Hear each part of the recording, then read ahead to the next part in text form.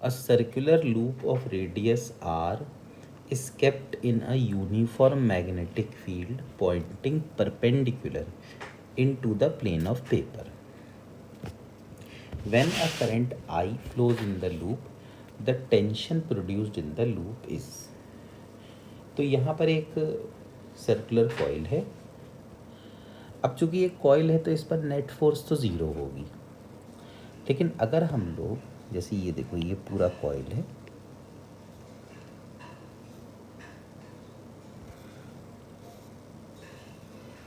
और हम इस कॉइल का कोई छोटा सा हिस्सा लेते, मान लीजिए ये जरा सा हिस्सा,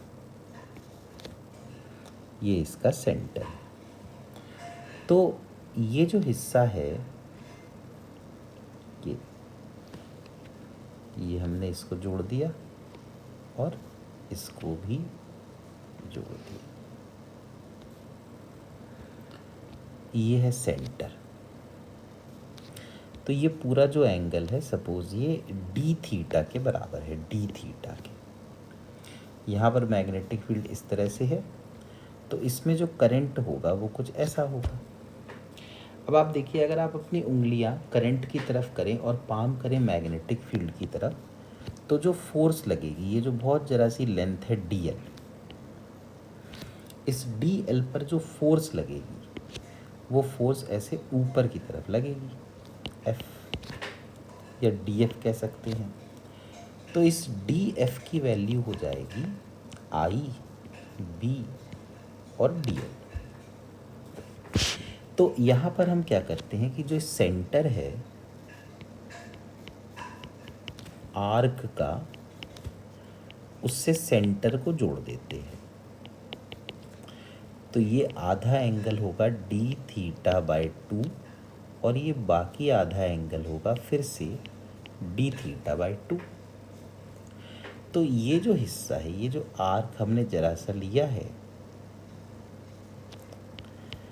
इस आर्क के लेफ्ट हैंड साइड और राइट हैंड साइड जो वायर है, वो इसको इस तरह से ऐसे टेंशन टी और टेंशन टी लगा रहा होगा। तो अगर मैं यहाँ पर फिर से एक ऐसे वर्टिकल लाइन बना दूँ और फिर एक हॉरिजॉन्टल लाइन बना दूँ, यहाँ पर भी एक वर्टिकल लाइन और एक हॉरिजॉन्टल लाइन, तो डी थीटा बाई 2 का ये डी थीटा बाई 2 आया, तो ये 90 माइनस डी थीटा बाई 2 और ये वाला एंगल फिर से डी थीटा बाई 2 आ गया। ऐसे ही ये भी डी थीटा बाई 2 और ये भी डी थीटा बाई 2।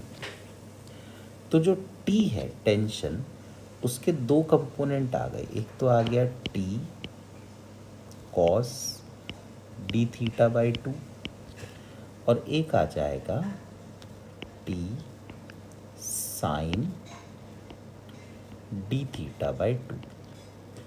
ऐसे ही राइट साइड में भी दो कंपोनेंट आ गए, एक T cos d theta by 2 और एक T sine d theta by 2।